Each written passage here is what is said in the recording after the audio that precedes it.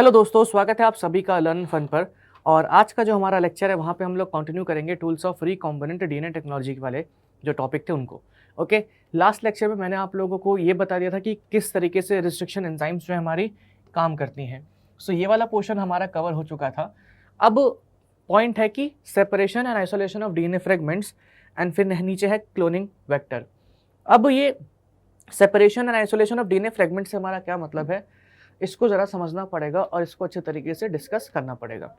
आगे बढ़ने से पहले, थोड़ा सा भी आगे बढ़ने से पहले एक ब्रीफ आइडिया आप लोगों को दे देते हैं।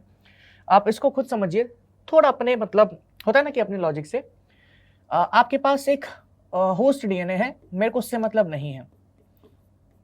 आपके पास एक होस्ट डीएनए, आपने इसके अंदर कट लगाया, ठीक है, रिस्ट्रिक्शन एंजाइम की हेल्प से, ठीक है, सेपरेट हो गया।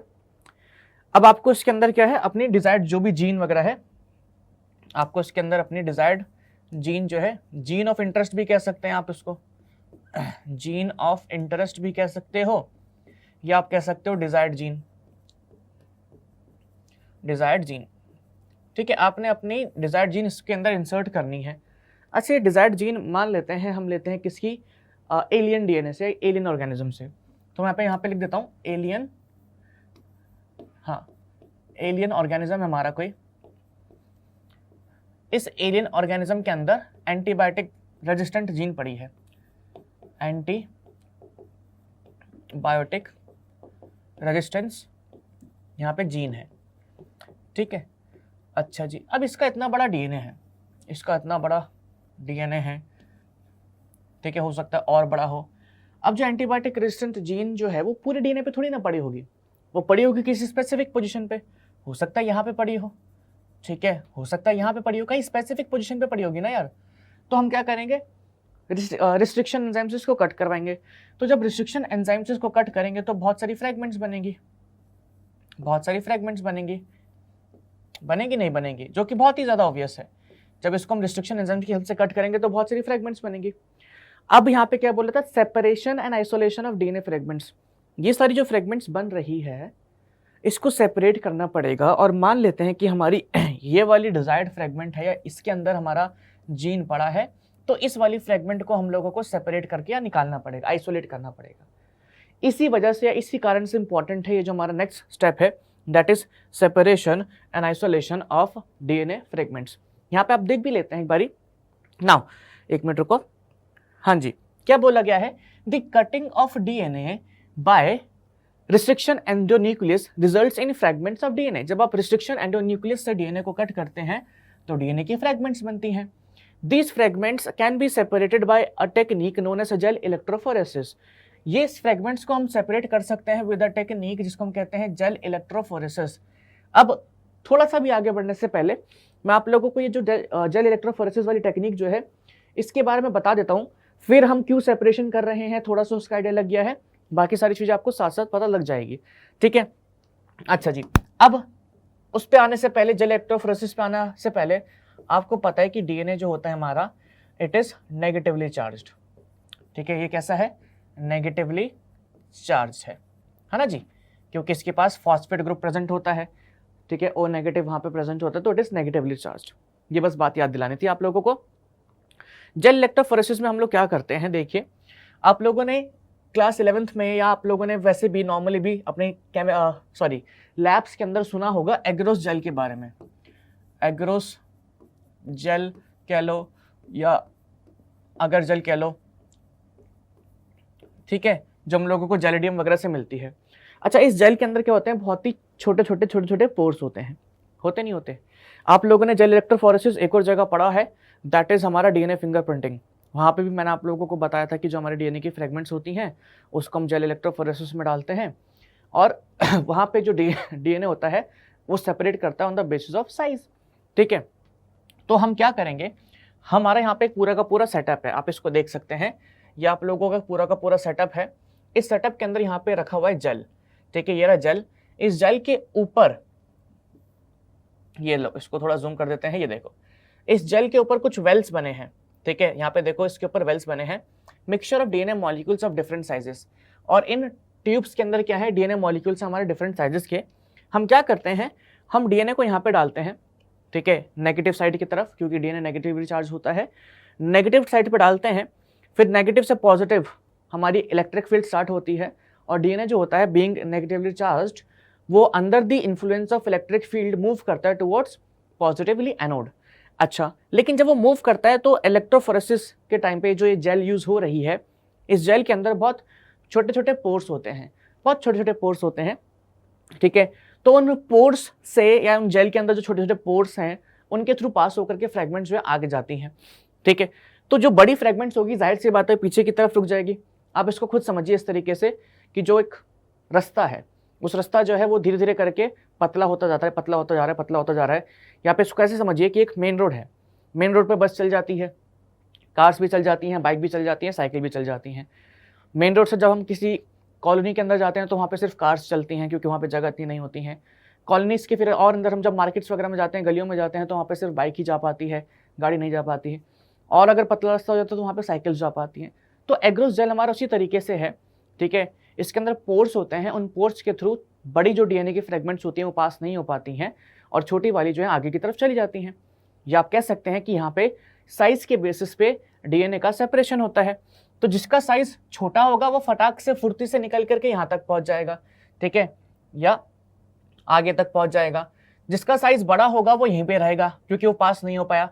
जिसका मीडियम साइज होगा वो यहीं पे रहेगा, ठीक है। तो स्मॉलेस्ट फ्रेगमेंट जो होगी हमारी, स्मॉलेस्ट फ्रेगमेंट वो क्लोज होगी टू पॉजिटिव टर्मिनल, और जो हमारी लार्जेस्ट फ्रेगमेंट होगी वो क्लोज होगी टू नेगेटिव टर्मिनल। बाकी बीच में अकॉर्डिंग टू साइज जो है हमारा वो फ्रेगमेंट्स पड़ी रहती हैं। तो यहाँ पे हम लोगों ने क्या करा है, यहाँ पे हम लोगों ने डीएनए को सेपरेट करा या फ्रेगमेंट्स को सेपरेट करा on the basis of their sizes. नीचे वाले केस में अगर आप देखेंगे तो यहाँ पे लिखा भी हुआ है कि shorter molecules they are towards positive source and या positive terminal, and longer molecules जो हैं they are towards negative terminal, या लॉन्गर जो डीएनए फ्रेगमेंट्स हैं they are towards negative terminal. अब थोड़ा बेसिक आइडिया पता लग गया हम लोगों को। अब इसको जरा स्टडी करते हैं, रीड करते हैं सॉरी, और देखते हैं इसका रिकॉम्बिनेंट डीएनए टेक्नोलॉजी में क्या रोल है। अच्छा जी, so the cutting of DNA by restriction endonuclease results in formation of fragments of DNA. इन फ्रेगमेंट्स को हम सेपरेट करते हैं किसकी हेल्प से, बाय टेक्निक्स जिसको हम कहते हैं जेल इलेक्ट्रोफोरेसिस, ठीक है। इन टेक्निक्स को हम क्या कहते हैं, जेल इलेक्ट्रोफोरेसिस। अच्छा जी, since DNA fragments are negatively charged molecules, they can be separated by forcing them to move towards anode under electric field. DNA negative charge molecules हैं, तो अगर हम उसके ऊपर इलेक्ट्रिक फील्ड अप्लाई करते हैं तो वो एनोड की तरफ मूव करेगी या पॉजिटिव टर्मिनल की तरफ मूव करेगी, ठीक है जी। So towards anode under electric field through a medium और matrix. Nowadays most commonly use जो हमारा मैट्रिक्स है, जो जेल था हमारा, उसको हम कहते हैं एग्रोस जेल। एग्रोस जेल आप लोगों को पता है it is a natural polymer जिसको हम एक्सट्रैक्ट करते हैं सीवीड से। जो हमारा जेलिडियम होता है, ग्रासिलेरिया होता है, वहाँ से हम लोग एग्रोस जेल को जो है उसको आइसोलेट करते हैं। एंड आप लोगों ने सुना होगा जब हम माइक्रोब्स का कल्चर करते हैं, कभी लैब में आप लोगों ने प्रैक्टिकल किया हो, तो वहाँ पे अगर माइक्रोब का कल्चरिंग कर रहे हैं वहाँ पे भी ये जेल का यूज़ किया जाता है, ओके। अब यहाँ पे देखो लिखा हुआ है डीएनए फ्रेगमेंट्स जो होती हैं ये क्या करती हैं, सेपरेट करती हैं according to their sizes through sieving effect provided by agarose gel. Agarose gel के अंदर सीविंग इफेक्ट, सीविंग क्या होता है, छनने वाला इफेक्ट। जैसे कि चाय पत्ती छानते हैं आप, उसके अंदर बहुत सारे छेद होते हैं, चाय नीचे निकल जाती है, पत्तियाँ ऊपर रह जाती हैं। एक तरीके से कह सकते हैं बड़े मॉलिक्यूल्स जो हैं वो ऊपर रह गए और छोटे मॉलिक्यूल्स नीचे आ गए। तो एग्रोस जेल के अंदर भी सीविंग इफेक्ट होता है। कह सकते हैं कि वो पत्तियों की तरह, मतलब बड़ी फ्रेगमेंट्स को ऊपर की तरफ रखता है, पीछे की तरफ रखता है, और छोटी फ्रेगमेंट्स उसके थ्रू पास होकर के निकल जाती हैं, ओके। तो सीविंग इफेक्ट होता है एग्रोस जेल के अंदर। हेंस द स्मॉलर फ्रेगमेंट्स जो होती हैं वो सबसे दूर पहुंच जाती हैं, फार्दर मूव्स करती हैं, ठीक है। तो स्मॉलर फ्रेगमेंट जो होती हैं सबसे दूर मूव करती हैं। Guess at which end the gel sample was loaded.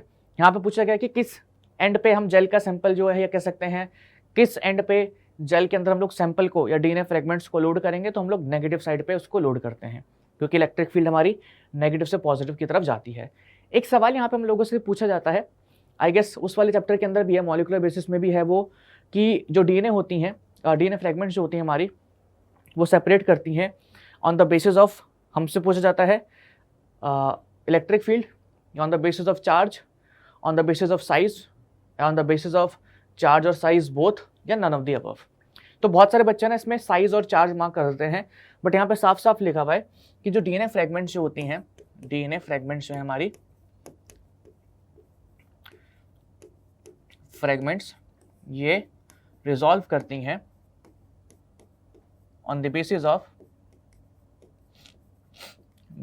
Of size. ठीक है, साइज के बेसिस पे सेपरेट करती हैं। तो मैं ये चाहता नहीं हूं कि आप लोगों को ऐसे क्वेश्चंस के अंदर कोई कंफ्यूजन रहे, इसलिए मैं पहले ही बता रहा हूं।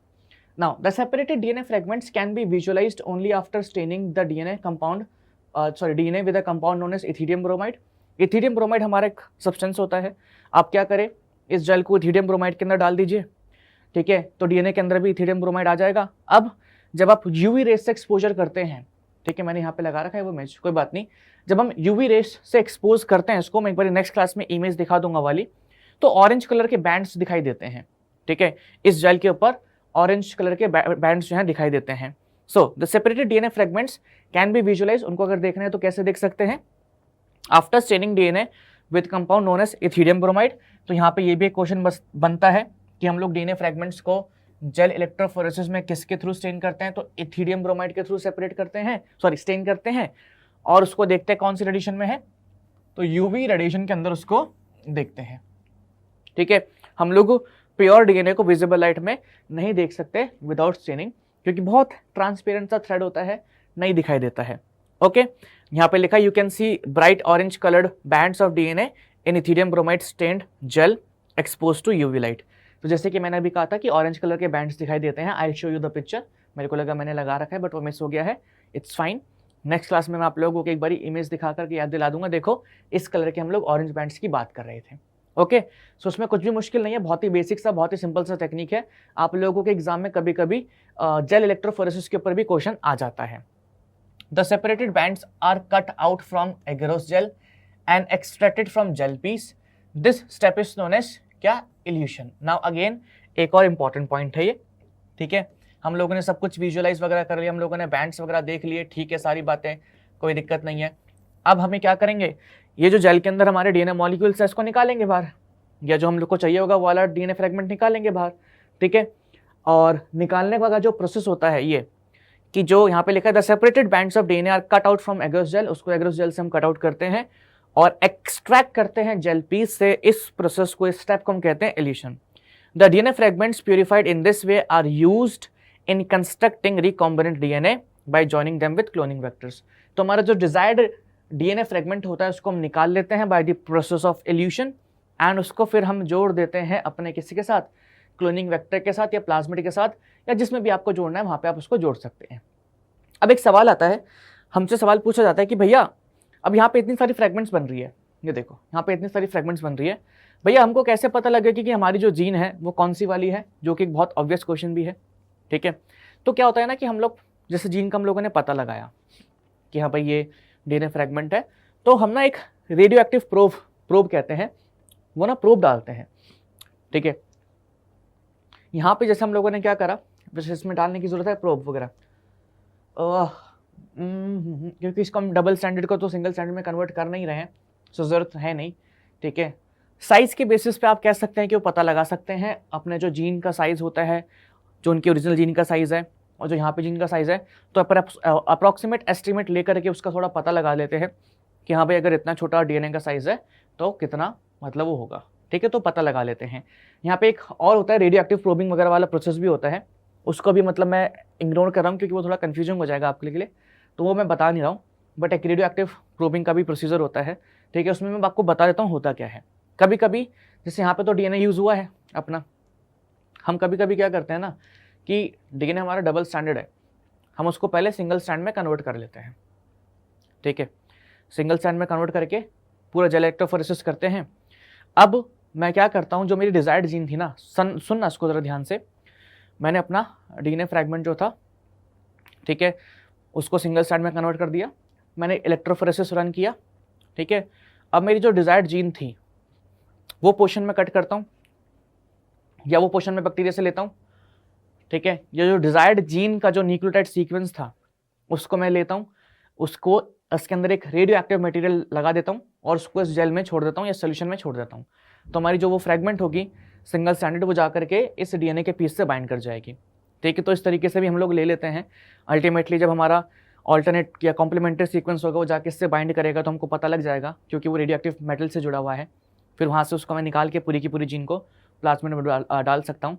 बट यहाँ पे अभी आप समझ लीजिए कि साइज़ के बेसिस पे वो लोग पता लगा लेते हैं या अप्रॉक्सीमेट एस्टिमेट ले लेते हैं कि हाँ भाई ये साइज़ है तो कहीं ना कहीं इस एरिया में हम लोगों को वो जीन देखने को मिलेगी।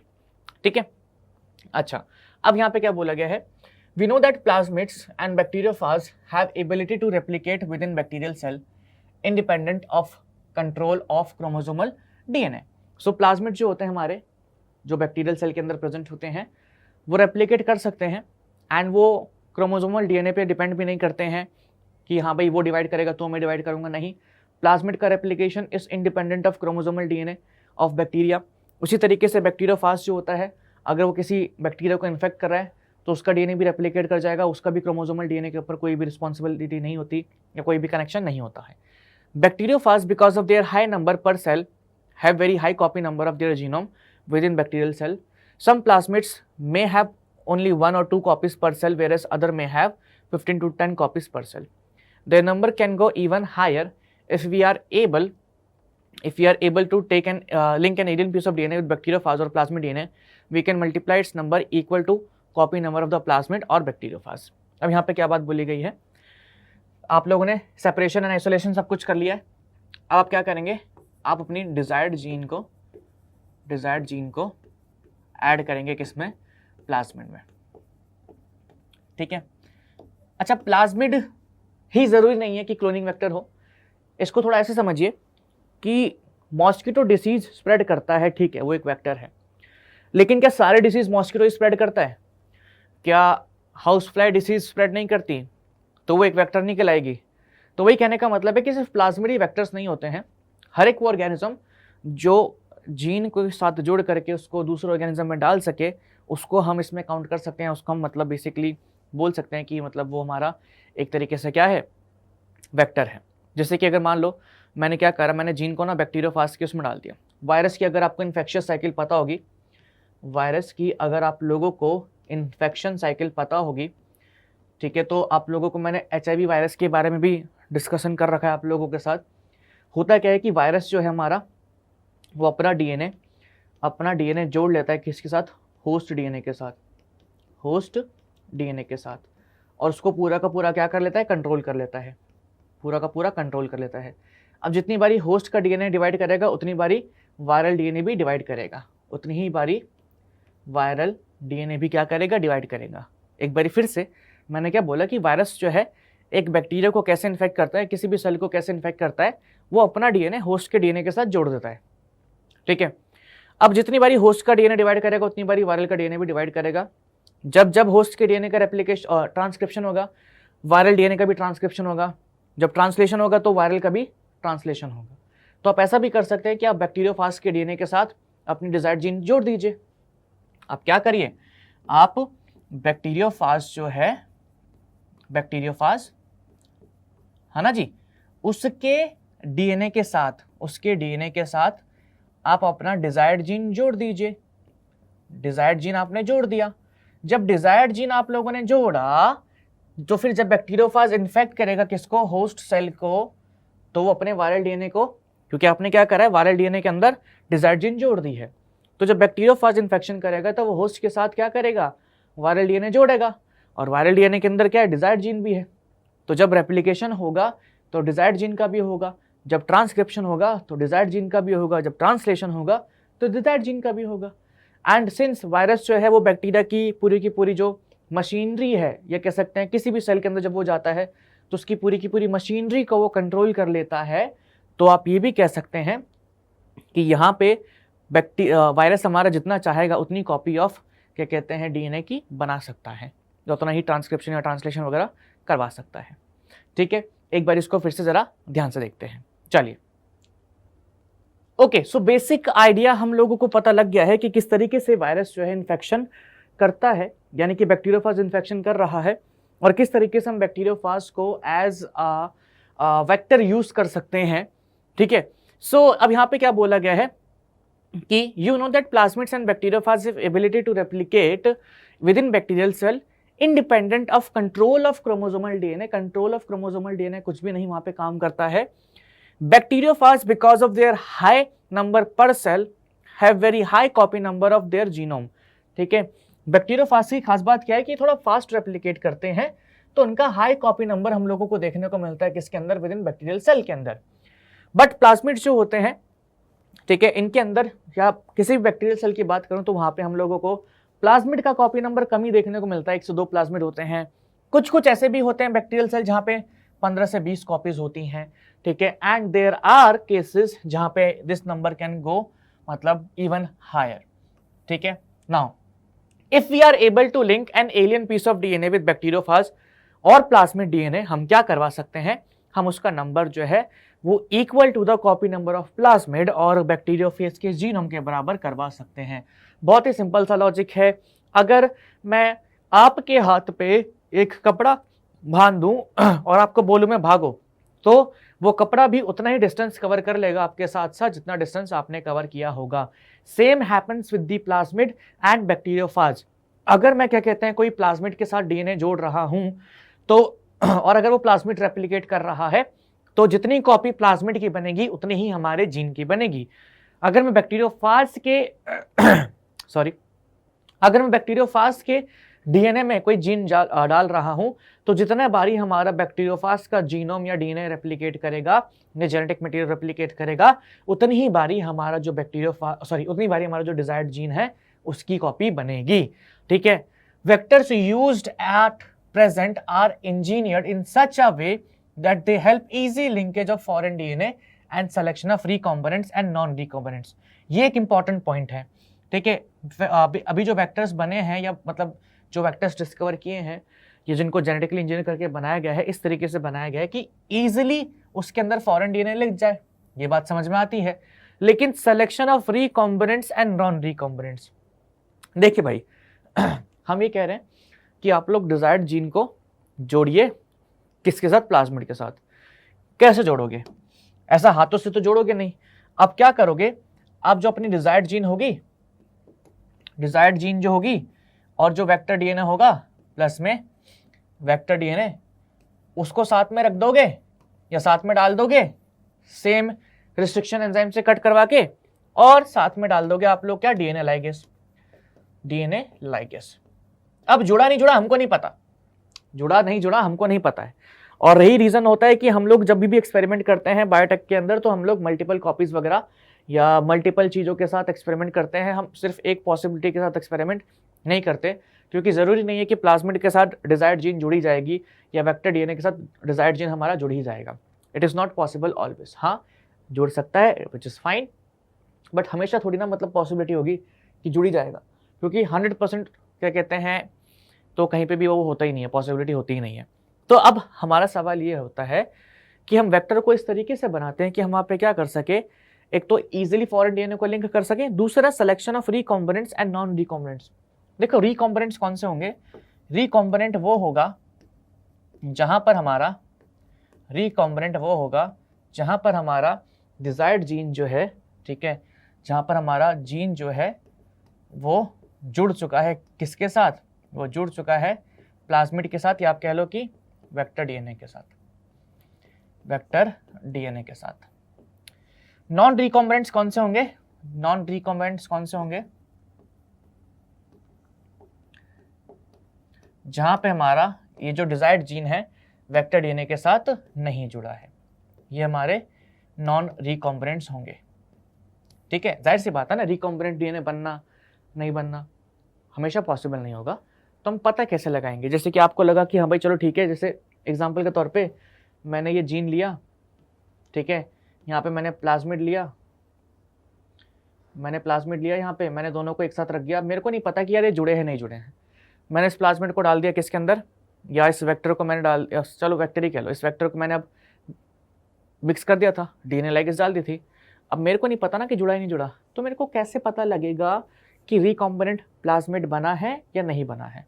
ये भी एक इंपॉर्टेंट फीचर है किसी भी वेक्टर का, कि जो हम लोगों को हेल्प करे ये पता लगाने में कि उसके अंदर क्या कहते हैं वो जो प्लाज्मिड है वो जुड़ा है, उसके अंदर वो जो डिजायर्ड जीन है वो जुड़ा है या नहीं जुड़ा है। उसके बारे में बात करेंगे, लेकिन कुछ फीचर्स देख लेते हैं जो हमारे एक टिपिकल वेक्टर के होते हैं।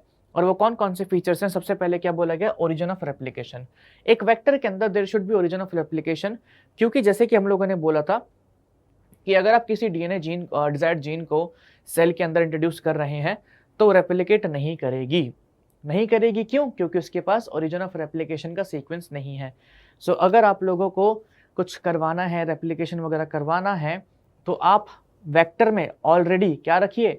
ओरिजिन ऑफ रेप्लिकेशन रखिए, क्योंकि वेक्टर के अंदर ओरिजिन ऑफ रेप्लिकेशन है तो जब वेक्टर हमारा रेप्लिकेट करेगा तो उसके साथ साथ हमारी जो जीन है वो भी रेप्लिकेट करेगी। ठीक है जी। सो यहाँ पे क्या बोला गया है, एक बार इसको देखते हैं। ओरिजिन ऑफ रेप्लिकेशन प्रेजेंट होना चाहिए वेक्टर के अंदर। क्यों? This is a sequence from where क्या रेप्लिकेशन स्टार्ट करता है, and any piece of DNA when linked to this sequence can be made to replicate within the host cell। Okay जी, कोई भी सीक्वेंस अगर इससे जुड़ा होगा या इसके पीछे होगा तो वो भी रेप्लिकेट करेगा। This sequence is also responsible for controlling the copy number of linked DNA। Okay, so if one wants to recover many copies of target DNA, it should be cloned in a vector whose origin support high copy number। अब एक और important point, origin of replication के ऊपर कहीं ना कहीं depend करता है दी कॉपी नंबर। ठीक है, कि कॉपी नंबर कह लो या रेप्लिकेशन कितना होगा, वो भी ओरिजिन ऑफ ORAP के ऊपर डिपेंड करता है। अब आपके पास दो चॉइसेस हैं। एक केस में ORI जो है वो सपोर्ट कर रहा है 5 कॉपीज, और एक केस में जो ORI है वो सपोर्ट कर रहा है 100 कॉपीज, और आपको चाहिए 100 कॉपीज। तो आप किस में डालेंगे? जाहिर सी बात है कि उसी ORI में डालेंगे या उसी ORI के साथ लिंक करेंगे जिसके अंदर 100 कॉपीज बन रही हैं। तो ये एक बहुत इंपॉर्टेंट और बहुत ही खूबसूरत बात है हमारे ORI सीक्वेंस की, कि इट कैन ऑल्सो कंट्रोल क्या? कॉपी नंबर को भी वो कंट्रोल कर सकता है ऑफ डीएनए। कितनी कॉपीज बनेंगी, कितनी कॉपीज नहीं बनेंगी, वो भी सपोर्ट कर सकता है। And there are origin of replications, ठीक है, जो सपोर्ट करते हैं हाई कॉपी नंबर आल्सो। तो अगर आपको ज्यादा क्लोनिंग करवानी है, ज्यादा डिजायर्ड जीन की कॉपी बनवानी है, तो आप उनके अंदर इस जीन को इंसर्ट करिए। सेलेक्टेबल मार्कर, ये भी हमारा एक इंपॉर्टेंट पॉइंट है, और आई गेस ये लास्ट पॉइंट है। क्लोनिंग साइट्स भी हैं, चलो कोई बात नहीं, ठीक है, देख लेते हैं इसको। चलो जी, सेलेक्टेबल मार्कर वाले पोर्शन में आप लोगों को समझा देता हूँ क्योंकि इंपॉर्टेंट है। इसको आज हम कवर कर लेंगे, बाकी जो पोर्शन रहेगा हमारा उसको हम अपने नेक्स्ट वाले जो सेशन होगा उसके अंदर कवर कर लेंगे। ठीक है, अब यहाँ पे क्या बोला गया? Selectable marker, in addition to ORI the vector requires a selectable marker which helps in identifying and eliminating non-transformants and permitting the growth of transformants। non-transformants या आप कह सकते हैं non-recombinants, and यहाँ पे क्या बोला है? selectively permitting the growth of transformants यानी कि recombinants। selectable markers, वैसे selectable markers वाला जो पोर्शन है, ठीक है, चलो बताते हैं। अभी एक पॉइंट और देख लीजिए, ट्रांसफॉर्मेशन क्या होता है? इस procedure through which a piece of DNA is introduce in the host bacterium. ठीक है, और इसके आगे बारे में हम आगे पढ़ेंगे। हालांकि कुछ बेसिक चीज़ें हम पढ़ चुके हैं, जैसे कि इलेक्ट्रोपोरेशन हो गया, ठीक है, जीन गन वगैरह हो गया, वो सब हम पढ़ चुके हैं, बट इसके बारे में आगे जानेंगे।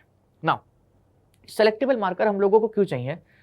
इसको ऐसे समझिए, मान लो आप लोगों के पास, जैसे मैंने कहा था कि भाई आपने प्लाज्मिड को या वेक्टर को और डिजायर्ड जीन को साथ में रखा, ठीक है, तो पॉसिबिलिटी नहीं है हमेशा कि वो जुड़ेगा ही जुड़ेगा। हो सकता है ना भी जुड़े ना यार, हो सकता है जुड़ भी जाए, बट अब पता कैसे लगाएं कि किसके अंदर हमारा जो रिकॉम्बिनेंट डीएनए है वो बन चुका है या रिकॉम्बिनेंट डीएनए ट्रांसफॉर्म हो चुका है। ट्रांसफॉर्मेंट्स मतलब कि ट्रांसफॉर्मर्स से ट्रांसफॉर्मेंट्स, यानी कि किसके अंदर रिकॉम्बिनेशन या नया डीएनए हो चुका है। या जो जैसे ट्रांसफॉर्मेंट्स क्या होते हैं? ट्रांसफॉर्मेंट्स यानी कि पुराने से ट्रांसफॉर्म हो गए नए में, और वो कब होंगे? जब उनके अंदर वो डिजायर्ड जीन जुड़ेगा। तो ये कैसे पता लगाएं कि कौन से हमारे ट्रांसफॉर्मेंट्स हैं, कौन से ट्रांसफॉर्मेंट्स नहीं है? या आप इसको ऐसे भी रख सकते हैं कि हम लोग कैसे पता लगाएं कि कौन से हमारे रिकॉम्बिनेंट्स हैं और कौन से हमारे रिकॉम्बिनेंट्स नहीं हैं। ऐसे भी प्रेजेंट कर सकते हैं इसको। अच्छा जी, अब यहाँ पे क्या बोला गया है कि normally genes encoding for resistance to antibiotics such as ampicillin, chloramphenicol, tetracycline or kanamycin are considered as useful selectable markers for E. coli. The normal E. coli cells do not carry resistance genes against any of these antibiotics. Okay जी, अब यहाँ पे क्या बोला गया है इसके बारे में समझते हैं और इसको थोड़ा अच्छे से बताता हूँ मैं भी इसको थोड़ा सा ना थ्योरी पार्ट से अलग ही रखूंगा। आप लोगों के पास यहाँ पे एक दिख रहा है, ये एक वेक्टर है, ठीक है, सब कुछ भूल जाओ, ये एक वेक्टर है। इस वेक्टर की खास बात क्या है, यहाँ पे आप लोगों को दिख रहा है ORI, ठीक है। अच्छा, आप लोगों को यहाँ पे दिख रहा है क्या, PS1 लिखा है, PUV1 दिखा है, EcoR1 दिखा है, CA1 दिखा है, HIND3 दिखा है, BAM-H1 दिखा है, SAL-H1 दिखा है, ठीक है, PUV2 लिखा है। और अगर आप एक बात या एक नजर ध्यान से देंगे तो यहाँ पे देखो PS1 और PU1 जहाँ पे पढ़ रहे हैं वहां पे लिखा है AMPR रेजिस्टेंट, यानी कि एम्फिसिलिन रेजिस्टेंट जीन। यहाँ पे BAM-H1 जो है यहाँ पे लिखा है टेट्रासाइक्लिन रेजिस्टेंट जीन। असल में जो ये आप लोगों को सारी चीजें दिखा रखी गई हैं, ये PS1, PUV1, EcoR1, these all are what? These all are recognition sequence। ये क्या है? रिकॉग्निशन सीक्वेंस है। हम लोगों ने कहा था कि रिस्ट्रिक्शन एंजाइम्स जो होती हैं, रिस्ट्रिक्शन एंजाइम्स वो स्पेसिफिक सीक्वेंस पे कटिंग करती हैं, वो स्पेसिफिक सीक्वेंस पर कटिंग करती है एंड उन स्पेसिफिक सीक्वेंस को हम क्या कहते हैं? Recognition sequence. तो ये सारे के सारे क्या पढ़े हैं? सारे के सारे रिकॉग्निशन सीक्वेंस पढ़े हैं, PST1, PUV1, EcoR1, CL1, HIND3, BHM1 और ये SAL1, ये सारे के सारे क्या है? हमारे सारे के सारे रिकॉग्निशन सीक्वेंस है। मान लेते हैं, मान लो मैंने BAM-H1 साइट से कटिंग करवा दी, ठीक है, यहां से इस साइट से, या BAM-H1 जो रिस्ट्रिक्शन एंजाइम है मैंने वहां से कटिंग करवा दी।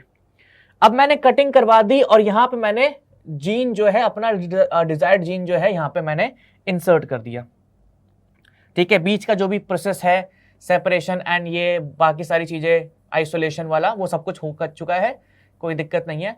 मैंने यहाँ पे क्या करवा दिया? मैंने यहाँ पे अपना डिजायर्ड जीन इंट्रोड्यूस करवा दिया है। अब एक सिंपल सी बात मैं आप लोगों से पूछता हूं, आप लोगों ने टेट्रासाइक्लिन रेजिस्टेंट जीन जो है उसके बीच में एक नया जीन डाला है, तो क्या टेट्रासाइक्लिन अपनी प्रॉपर्टी खो देगा? नहीं खो देगा। या कह सकते हो जो प्लाज्मिड है हमारा, इसके पास टेट्रासाइक्लिन रेजिस्टेंट जीन थी, उसके पास एम्पिसिलिन रेजिस्टेंट जीन थी। आपने एक जीन के बीच में क्या कर दिया? दूसरा जीन डाल दिया। तो क्या ये टेट्रासाइक्लिन रेजिस्टेंट जीन जो है वो डिस्टर्ब होगी या नहीं होगी? उसका सीक्वेंस खराब होगा नहीं होगा? डेफिनेटली खराब होगा। और इसका अगर सीक्वेंस खराब हो गया है, इसका सीक्वेंस खराब हो गया है, तो क्या ये फर्दर मतलब RNA के लिए कोड करेगी? बिल्कुल नहीं कर पाएगी। क्या ये प्रोटीन के लिए कोड करेगी? नहीं कर पाएगी। आप बोलेंगे भैया आप कहना क्या चाह रहे हैं? देखो भाई, सिंपल सी बात है, दो केस मानते हैं। हम लोगों ने ये प्लाज्मिड लिया, हम लोगों ने इसकी कटिंग करवा दी BAM-H1 साइट से, हम लोगों ने इसके साथ डिजायर्ड DNA रख दिया और लाइगेस रख दिया। हो सकता है कुछ प्लाज्मिड्स के अंदर ये जुड़ा होगा, अपना ये जो डिजायर्ड जीन है, हो सकता है कुछ प्लाज्मिड्स के अंदर नहीं जुड़ा होगा। आप एक सिंपल सी बात, अब इन प्लाज्मिड्स को उठा करके वापस डाल दो किसमें? इकोलाई के अंदर। तो अगर आप इन प्लाज्मिड्स को इकोलाई में डालोगे जिनके अंदर रिकॉम्बिनेशन हुआ है, मेरी बात ध्यान से सुनना, जिनके अंदर रिकॉम्बिनेशन हुआ है, मैंने क्या बोला? जिनके अंदर रिकॉम्बिनेशन हुआ है या जिनके अंदर क्या कहते हैं BAM-H1 साइट पे कटिंग हुई है और डिजायर्ड जीन जुड़ चुका है, उनके अंदर टेट्रासाइक्लिन रेजिस्टेंस जो है वो लॉस हो चुका है। उनके अंदर टेट्रासाइक्लिन रेजिस्टेंस जो है, ये जो रेजिस्टेंस है वो लॉस हो चुका है। क्यों लॉस हो चुका है? रेजिस्टेंस जो है ये लॉस हो चुका है। क्यों? आपने जीन खराब कर दी ना बीच में आकर के। अगर मैं बात करूं जिनके अंदर रिकॉम्बिनेशन नहीं हुआ है या नॉन रिकॉम्बिनेंट से, जहां पे डिजायर्ड जीन नहीं जुड़ी है, वहां पे हमारा प्लाज्मिड ऐसा का ऐसा ही रहेगा, उसके अंदर टेट्रासाइक्लिन रेजिस्टेंट लॉस नहीं होगा। तो अब आप पता लगा सकते हैं, कैसे पता लगा सकते हैं? अब दोनों बैक्टीरिया को डाल दीजिए टेट्रासाइक्लिन वाले मीडियम में, ये दोनों बैक्टीरिया के ऊपर टेट्रासाइक्लिन डाल दीजिए। जब आप टेट्रासाइक्लिन डालेंगे, अगर इस वेक्टर की बात करूं तो बिकॉज ऑफ दिस वेक्टर, इस वेक्टर के अंदर हमारा टेट्रासाइक्लिन रेजिस्टेंट जीन खराब हो चुका है, तो दिस जो इकोलाई हमारा ये वेक्टर कंटेन कर रहा होगा, जो इकोलाई हमारा ये प्लाज्मिड कंटेन कर रहा होगा, वो टेट्रासाइक्लिन वाले मीडियम पे ग्रो नहीं करेगा। लेकिन वहीं पे अगर मैं बात करूं कि जिस इकोलाई के अंदर ये प्लाज्मिड होगा, दूसरा वाला प्लाज्मिड, जिस इकोलाई के अंदर नॉन रिकॉम्बिनेंट प्लाज्मिड होगा, जिस इकोलाई के अंदर वेक्टर में ये हमारी डिजायर्ड जीन नहीं जुड़ी होगी, वो टेट्रासाइक्लिन मीडियम पे ग्रो करेगा। यहां से आप पता लगा सकते हैं कि कौन से हमारे ट्रांसफॉर्मेंट्स हैं, कौन से ट्रांसफॉर्मेंट्स नहीं है। जिनकी ग्रोथ नहीं हो पा रही है ऑन टेट्रासाइक्लिन, वो ट्रांसफॉर्मेंट्स कहलाएंगे क्योंकि उसके अंदर जीन इंसर्ट हो चुका है। जिनकी ग्रोथ हो रही है टेट्रासाइक्लिन के ऊपर, वो हमारे नॉन ट्रांसफॉर्मेंट्स कहलाएंगे क्योंकि उसके अंदर जीन इंसर्ट नहीं हुआ है एंड वो हमारे टेट्रासाइक्लिन के ऊपर ग्रो कर रहे हैं। वहां पे टेट्रासाइक्लिन रेजिस्टेंस एकदम स्टेबल है। आपको बैम H1 साइट पे कटिंग नहीं करवानी है, आप ठीक है मत करवाइए, हम नहीं रोक रहे हैं भैया। आप PS1 साइट पे करवा लीजिए या PUV1 साइट पे करवा लीजिए, क्योंकि PVU सॉरी, अगर आप यहाँ पे कटिंग करवाएंगे और जीन इंसर्ट करते हैं, अगर आप यहाँ पे कटिंग करवा करके कोई जीन इंसर्ट करते हैं, ठीक है, मान लो यहाँ पे हम लोगों ने कोई जीन इंसर्ट कर दी। अब जब यहाँ पे जीन इंसर्ट करेंगे तो क्या हो जाएगा, एम्फिसिलिन रेजिस्टेंट वाली जो प्रॉपर्टी है वो खो देंगे हमारे ये प्लाज्मिड्स, क्योंकि आप जीन डिस्टर्ब कर रहे हो, जीन को बीच में से काट के अलग कर दिया, उसके बीच में कुछ अलग ही सीक्वेंस डाल दिया, तो जीन तो हमारी जो ऑलरेडी थी वो डिस्टर्ब हो गई। तो आप जीन डिस्टर्ब कर रहे हो, आप काम थोड़ा जीन के लिए खराब कर रहे हो, तो अल्टीमेटली हमारा अब ये जो प्लाज्मिड है उसने एम्पिसिलिन रेजिस्टेंट खो दिया है। तो अगर आप बैक्टीरिया को एम्पिसिलिन पे ग्रो करेंगे तो ग्रोथ नहीं हो पाएगी। वहीं पर अगर नॉन ट्रांसफॉर्मेंट्स होंगे, ठीक है, जिनके अंदर नहीं जुड़ा है, वहां पर तो कुछ भी नहीं हुआ है, तो वो हमारे इजीली ग्रो कर पाएंगे किसके ऊपर, एम्पिसिलिन वाले मीडियम पे, क्योंकि वहां पे एम्पिसिलिन रेजिस्टेंट जीन जो है एकदम परफेक्ट है। इसको थोड़ा सा और मैं अच्छे तरीके से आप लोगों को समझाऊंगा क्या क्या चीजें हो रही हैं, क्या क्या कहानियां हो रही हैं। आते हैं हम लोग जरा इसके ऊपर। डैश इज दी सॉरी हाँ, so dash is a procedure, प्रिस गलती से आ गया, through which a piece of DNA is introduced into host bacterium. ठीक है, तो गलती से यहाँ पे प्रिस आ गया। Dash is a procedure through which a piece of DNA is introduced in host bacterium. जब हम एक डीएनए को होस्ट बैक्टीरियम में डालते हैं तो उस प्रोसीजर को हम क्या कहते हैं, अभी हम लोगों ने एक स्टेटमेंट पढ़ी थी, ट्रांसक्रिप्शन, ट्रांसफॉर्मेशन, ट्रांसलेशन या ऑल ऑफ दी अबव। ठीक है जी, चलिए जी आगे चलते हैं अगले क्वेश्चन की तरफ। नेक्स्ट क्वेश्चन यहाँ पे क्या है, सीक्वेंस वेयर रेप्लिकेशन स्टार्ट, ठीक है, of any piece. So sequence where replication starts, origin of replication, selectable marker, a cloning site या none of the above। चलिए फर्स्ट क्वेश्चन की तरफ आते हैं। फर्स्ट क्वेश्चन हमारा क्या है, जहां पे जिस प्रोसेस से हम लोग डीएनए को होस्ट बैक्टीरियम में इंट्रोड्यूस करते हैं, that process is known as transformation. ठीक है, अच्छा जी, सीक्वेंस जहां से रेप्लिकेशन स्टार्ट करता है उसको हम कहते हैं ओरिजिन ऑफ रेप्लिकेशन। ठीक है, नेक्स्ट क्लास हम लोग process of recombinant DNA technology के ऊपर करेंगे, बट यहाँ पे आप लोगों को मैं क्लोनिंग वेक्टर जो है वो भी पूरा का पूरा फिनिश करवा दूंगा। ठीक है, जो भी उसका पोर्शन है पूरा का पूरा हम लोग फिनिश कर देंगे। मिलते हैं आप लोगों से अगली कक्षा में। एक बारी इस प्रोसेस को, सिलेक्टेबल मार्कर वाला जो प्रोसेस था उसको प्लीज रिपीट करके देख लेना, मेरे को लगता है आपके दिमाग में चले जाएगा। नहीं गया तो मैं कल एक बार फिर से रिवाइज उसको करवाऊंगा, यानी कि नेक्स्ट क्लास में फिर से रिवाइज मैं करवाऊंगा। ठीक है, तब तक के लिए ध्यान रखिए, bye bye and thank you so much.